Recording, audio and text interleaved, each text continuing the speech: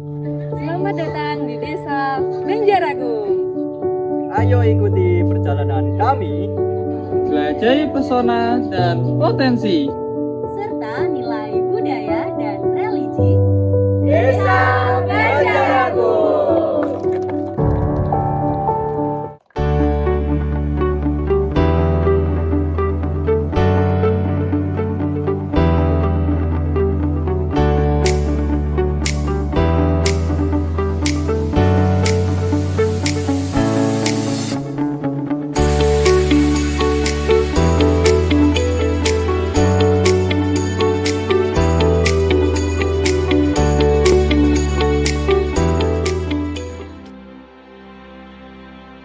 Jepara dikenal dengan istilah Jepara mempesona, dengan keunggulan kerajinan ukiran yang memikat mata, serta tempat lahirnya sang pejuang emansipasi wanita.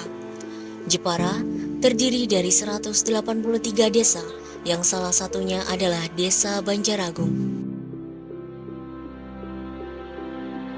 Desa Banjaragung secara geografis terletak di ujung timur Kecamatan Bangsri, yang berbatasan dengan Desa Jenggotan, Desa Wedelan, Desa Banjaran, dan Desa Pendem. Desa Banjaragung merupakan desa yang terbilang masih baru. Diresmikan pemerintah pada tahun 2002, Desa Banjaragung merupakan pecahan dari Desa Banjaran. Dengan luas wilayah 411,14 hektar dan berada pada ketinggian 500 meter di atas permukaan air, Desa Banjaragung dikaruniai lahan pertanian seluas kurang lebih 295 hektar, serta pemandangan memanjakan mata Gunung Muria yang dapat dilihat dari arah tenggara. Sebagian besar lahan pertaniannya ditanami padi, jagung, dan kacang, menjadikan banyak penduduk desa berprofesi sebagai petani. Berdasarkan data monografi desa tahun 2022, total penduduk desa Banjaragung berjumlah 6.313 jiwa yang terbagi menjadi 6 rukun warga dan 27 rukun tetangga. Desa Banjaragung juga terbagi menjadi 6 dukuh, yaitu Dukuh Dawung Sari, Dukuh Sidomulyo, Dukuh Klomosari, Dukuh Durenan, Dukuh Bandung, dan Dukuh Margo Harum. Fasilitas publik di Desa Banjaragung meliputi kantor balai desa, gedung perpustakaan desa, pos kesehatan desa, serta 8 masjid dan 35 musola yang tersebar di seluruh wilayah Desa Banjaragung. Dalam hal aset pendidikan, Banjaragung memiliki fasilitas pendidikan yang cukup lengkap, baik pendidikan formal maupun non-formal, di antaranya 2 PAUD, 4 TK, 1 SD, 1 MI, 1 SMP, 3 MTS, 1 MA, 1 SMK, 2 pesantren, dan 6 TPQ yang sebagian besar terpusat di Dukuh Klomosari. Selain itu, Banjaragung juga memiliki destinasi wisata yang cukup terkenal, yaitu Sendang Kalingeto, yang menjadikan Desa Banjaragung sebagai salah satu desa kawasan wisata. Berbicara tentang Sendang Kalingeto, pada dahulu Kalingeto ini adalah sebuah tempat yang dijadikan sebuah destinasi wisata, di mana Sendang tersebut memang unik karena baik musim hujan maupun musim kemarau itu masih mengalir airnya. Jadi pada waktu itu masih digunakan untuk irigasi oleh masyarakat. Tapi berkembangnya waktu dan zaman karena destinasi wisata itu di Banjaragung itu sangat minim sekali, dan terlihat di Sendang Ketuk ini adalah potensi untuk mempunyai destinasi wisata. Oleh sebab itu ada beberapa orang, ada beberapa tokoh yang disebut oleh masyarakat untuk membangun desa Sendang Kalingeto ini atau Sendang Ketuk ini, sehingga dijadikanlah destinasi wisata. Ekonomi masyarakat Desa Banjaragung terpenuhi dengan berbagai cara, Di antaranya adalah petani, pengrajin kayu, serta berwirausaha. Perkenalkan, nama saya Mirkotin Maria, biasa disapa di sini Mbak Mirna. Awal mulanya itu karena keadaan. Jadi saya melihat, karena saya dulu kerja di MA, baru lulusan MA, langsung kerja di MA, jadi saya lihat orang tua saya kan asalnya kerja, terus nggak kerja karena sakit.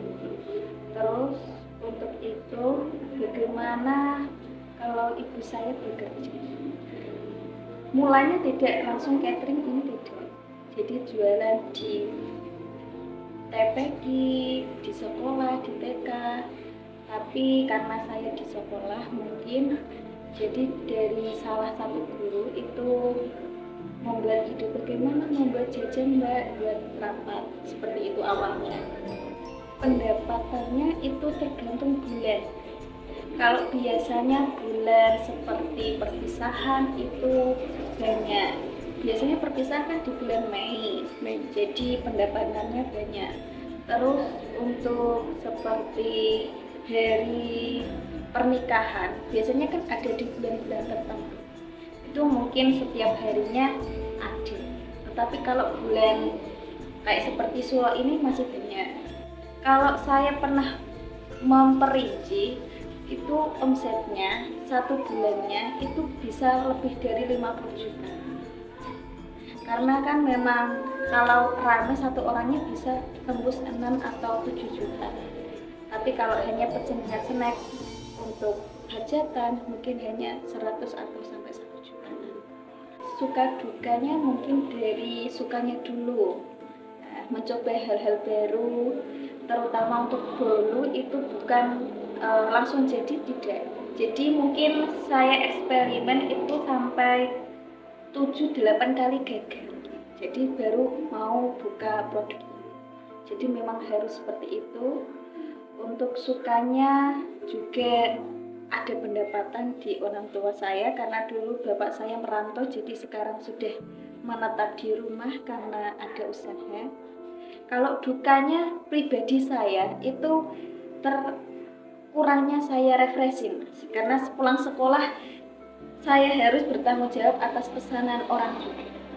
Kalau dulu kan bebas, pulang sekolah mungkin langsung jalan-jalan atau kemana. Kalau ini saya punya tanggung jawab tersebut.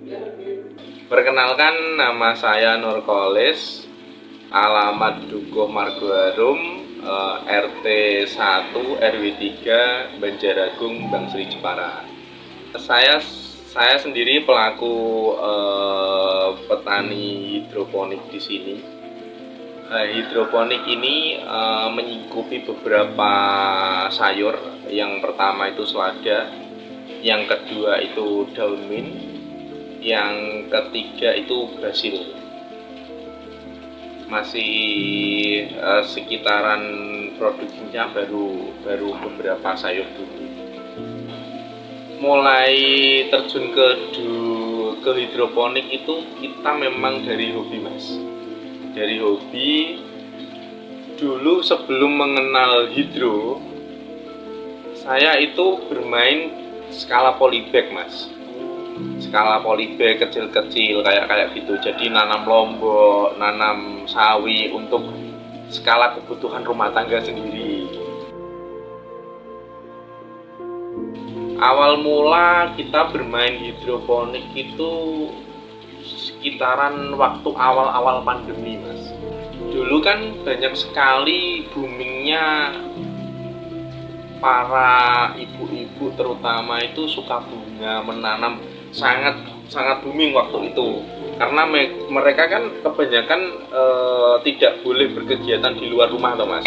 Jadi mereka kebanyakan berkegiatan di pekarangan rumah, di dalam rumah, cari kesibukan dan sebagainya. Termasuk saya sendiri, akhirnya sering lihat YouTube, lihat Facebook dan sebagainya. Di situ kan referensi untuk sistem penanaman kan banyak sekali. Nah, waktu itu saya melihat bagaimana caranya efisien air ini tidak terlalu menghabiskan air waktu menanam. Kalau di polybag sendiri kita kan selalu menyiram itu toh. Nah, menyiram itu kan banyak menghabiskan air dan kayak itu, tapi kayaknya tidak seefisien ini. Nah, terus waktu lihat di YouTube, ada kok ini airnya tidak habis-habis gitu, berputar kayak akuarium. Jadi waktu itu mencoba untuk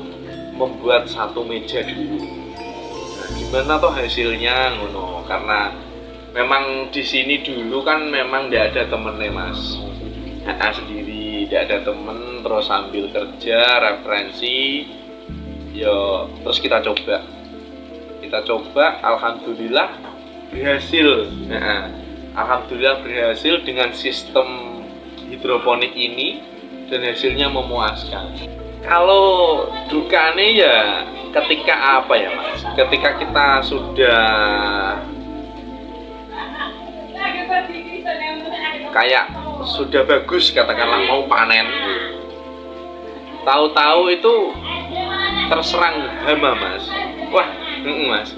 Jadi ada beberapa hama, ada beberapa penyakit itu yang menyerangnya itu langsung membabi buta. Pertama bakteri, ya termasuk jamur dan sebagainya itu. Terus kedua itu ulat itu sudah pasti ada. Keseluruhan penduduk desa Banjaragung memeluk agama Islam, sehingga banyak kegiatan masyarakat yang syarat akan nilai agamis, seperti mukadamah atau hataman, berjanjian atau maulidan tiap malam Jumat, kajian Jumat pagi, dan masih banyak lagi. Ditinjau dari sisi budaya, Desa Banjaragung memiliki yayasan yang senantiasa melestarikan budaya-budaya di Desa Banjaragung, yaitu yayasan dengan nama Yayasan Marga Langit. Assalamualaikum warahmatullahi wabarakatuh. Perkenalkan, nama saya Vindro Yono, nama asli, nama panggilan Vindro Suryo Kartiko.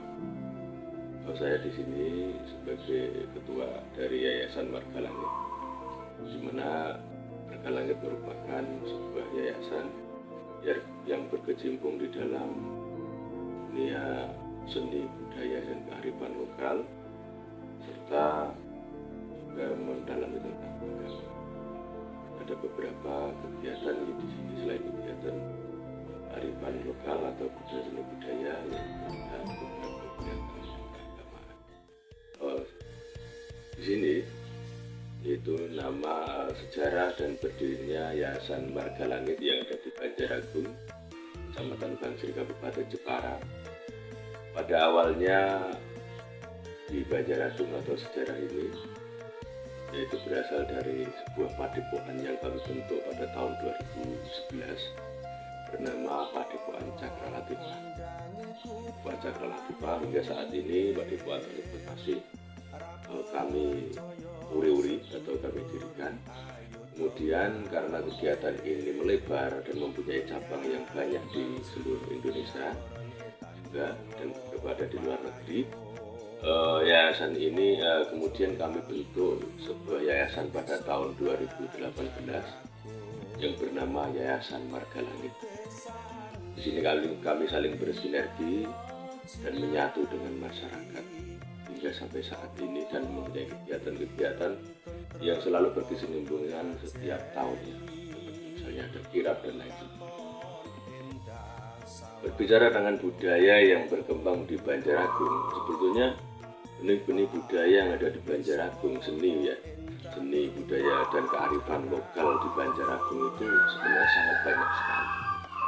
Akan tetapi seni budaya dan kearifan lokal ini tidak mempunyai wadah yang mumpuni atau dikelola dengan baik yang dapat memadai mereka, sehingga benih atau seni budaya yang pernah berdiri atau berjalan di Banjaragung ini semakin pudar. Nah, di sini Yayasan Marga Langit mencoba untuk menjadi wadah agar seni budaya dan kearifan lokal yang ada di Banjaragung ini menjadi ada wadah, sehingga ada kegiatan yang mengkoordinir tentang kegiatan-kegiatan tersebut, terutama dengan budaya-budaya tradisi.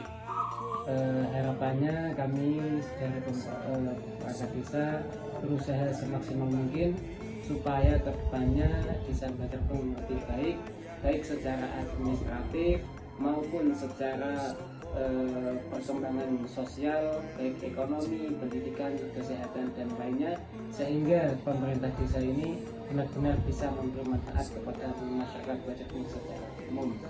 Demikian yang kami sampaikan. Terima kasih. Assalamualaikum warahmatullahi wabarakatuh. Antara potensi dan pesona, budaya dan agama bersatu padu dan bersinergi menciptakan komponen kehidupan yang selaras dan saling membutuhkan.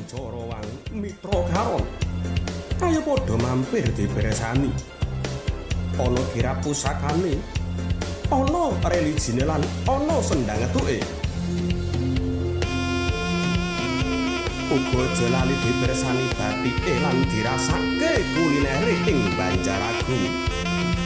Mesti kagawang-gawang tan bisa lali marang endahe Banjaragung.